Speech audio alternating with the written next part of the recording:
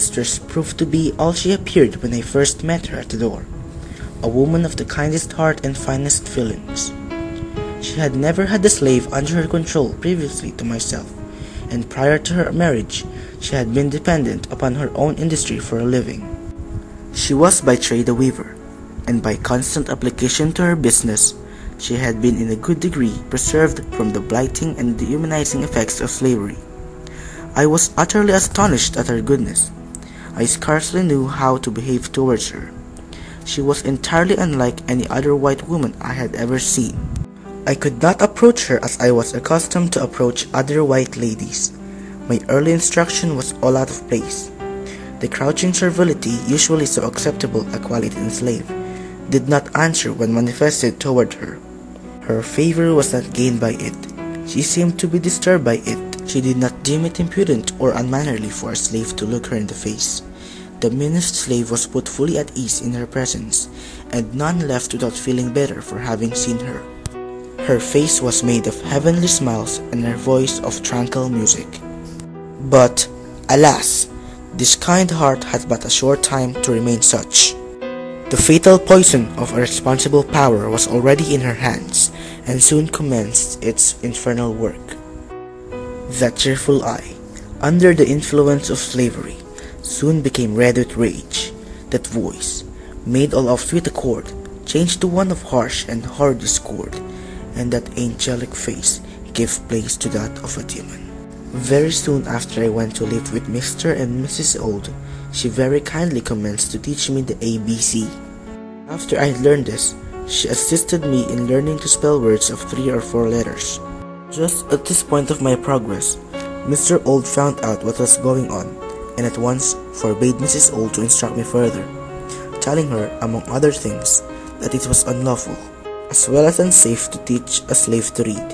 To use his own words, further he said, "If you give a nigger an inch, he will take an ell. A nigger should know nothing but obey his master, to do as he is told to do. Learning will spoil the best nigger in the world.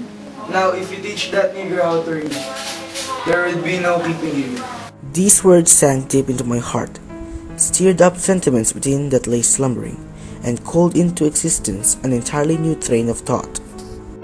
It was a new and special revelation, explaining dark and mysterious things with which my youthful understanding had struggled, but struggled in vain. I now understand what had been to me a most perplexing difficulty, to wit, the white man's power to enslave the black man. It was a grand achievement, and I prized it highly.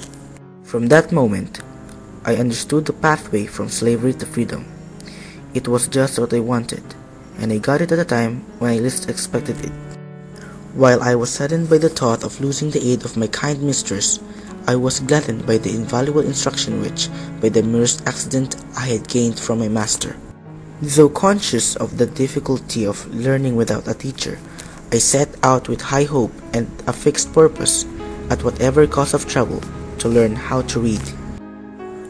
The very decided manner with which he spoke and strove to impress his wife with the evil consequences of giving me instruction served to convince me that he was deeply sensible of the truths he was uttering. It gave me the best assurance that I might rely with the utmost confidence on the results which he said would flow from teaching me to read.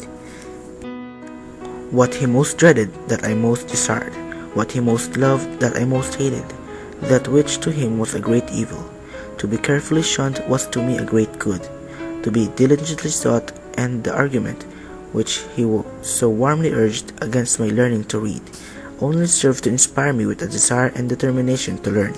In learning to read, I owe almost as much to the bitter opposition of my master as to the kindly aid of my mistress. I acknowledge the benefit of both. I had resided but a short time in Baltimore before I observed a marked difference in the treatment of slaves from that which I had witnessed in the country. A city slave is almost a free man, compared with a slave on the plantation. He is much better fed and clothed, and enjoys privileges altogether unknown to a slave on the plantation. There is a vestige of decency, a sense of shame that does much to curb and check those outbreaks of atrocious cruelty so commonly enacted upon the plantation. He is a desperate slaveholder who will shock the humanity of his non-slaveholding neighbors with the cries of his lacerated slave. Few are willing to incur the odium attaching to the reputation of being a cruel master, and above all things, they would not be known as not giving a slave enough to eat. Every city slaveholder is anxious to have it known of him that he feeds his slaves well, and it is true to them to say that most of them do give their slaves enough to eat. There are, however, some painful exceptions to this rule. Directly opposite to us on Philpott Street lived Mr. Thomas Hamilton. He owned 2 slaves. Their names were Henrietta and Mary. Henrietta was about 22 years of age, Mary was about 14, and of all the mangled and emaciated creatures I ever looked upon, these 2 were the most so. His heart must be harder than stone that he could look upon this unmoved. The head, neck, and shoulders of Mary were literally cut to pieces.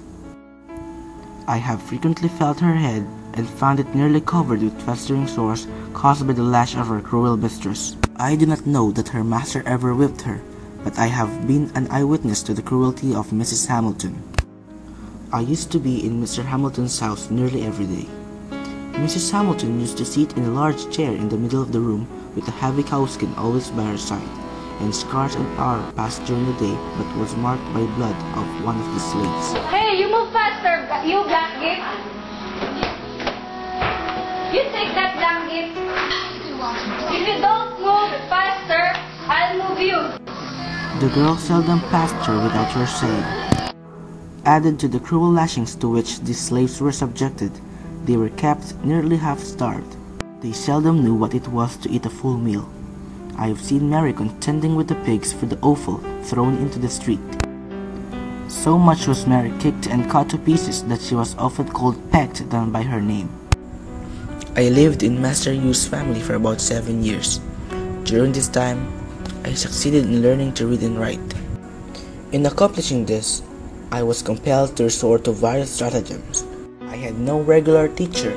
My mistress, who had kindly commenced to instruct me, had, in compliance with the advice and direction of her husband, not only ceased to instruct, but had set her face against my being instructed by anyone else.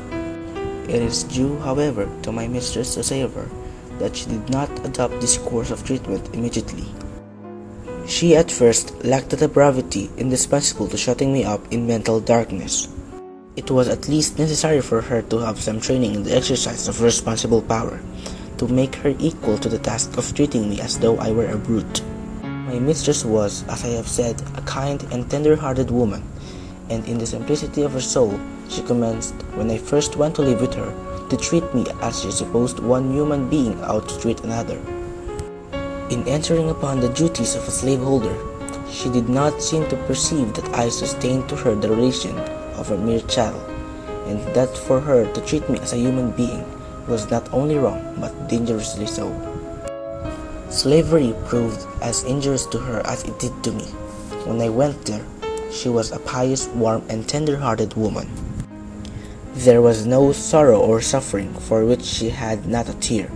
She had bread for the hungry, clothes for the naked, and comfort for every mourner that came within her reach. Slavery soon proved its ability to divest her of these heavenly qualities. Under its influence, the tender heart became stone, and the lamb-like disposition gave way to one of tiger-like fierceness. The first step in her downward course was in her ceasing to instruct me. She now commenced to practice her husband's precepts. She finally became even more violent in her opposition than her husband himself. She was not satisfied with simply doing as well as he had commanded. She seemed anxious to do better. Nothing seemed to make her angrier than to see me with a newspaper. She seemed to think that here lay the danger.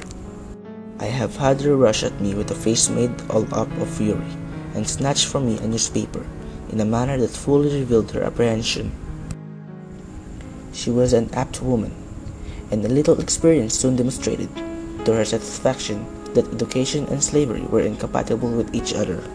From this time, I was most narrowly watched.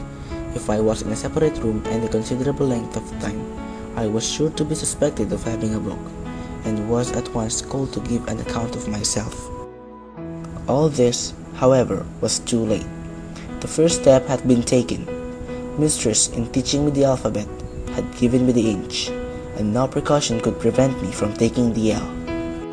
The plan which I adopted, and the one by which I was most successful, was that of making friends of all the little white boys whom I met in the street. As many of these as I could, I converted into teachers. With their kindly aid, obtained at different times and in different places, I finally succeeded in learning to read.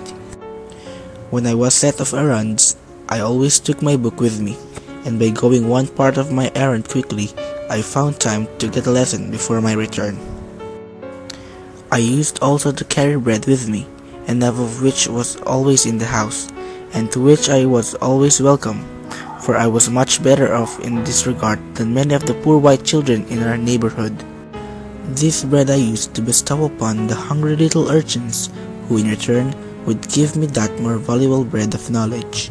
I am strongly tempted to give the names of 2 or 3 of those little boys, as a testimonial of the gratitude and affection I bear them. But prudence forbids, not that it would injure me, but it might embarrass them, for it is almost unpardonable offense to teach slaves to read in this Christian country. It is enough to say of the dear little fellows that they lived on Philpott Street, very near Durgin and Bailey's shipyard. I used to talk this matter of slavery over with them. I would sometimes say to them I wished I could be as free as they would be when they got to be men. You will be free as soon as you're 21, but I am a slave for life. Have not I as good a right to be free as you have? These words used to trouble them. They would express for me the liveliest sympathy and console me with the hope that something would occur by which I might be free. I was now about 12 years old, and the thought of being a slave for life began to bear heavily upon my heart. Just about this time, I got hold of a book entitled The Columbian Orator. Every opportunity I got, I used to read this book. Among much of other interesting matter, I found in it a dialogue between a master and a slave. The slave was represented as having run away from his master 3 times. The dialogue represented the conversation which took place between them when the slave was taken the 3rd time. In this dialogue, the whole argument in behalf of slavery was brought forward by the master, all of which was disposed of by the slave. The slave was made to say some very smart and as well as impressive things in replying to his master, things which had the desired though unexpected effect, for the conversation resulted to the voluntary emancipation of the slave on the part of the master. In the same book, I met with one of Sheridan's mighty speeches on and in behalf of Catholic emancipation. These were choice documents to me. I read them over and over again with unabated interest. They gave tongue to interesting thoughts of my own soul, which had frequently flashed through my mind and died away for want of utterance. The moral which I gained from the dialogue was the power of truth over the conscience of even a slaveholder. What I got from Sheridan was a bold denunciation of slavery and the powerful vindication of human rights.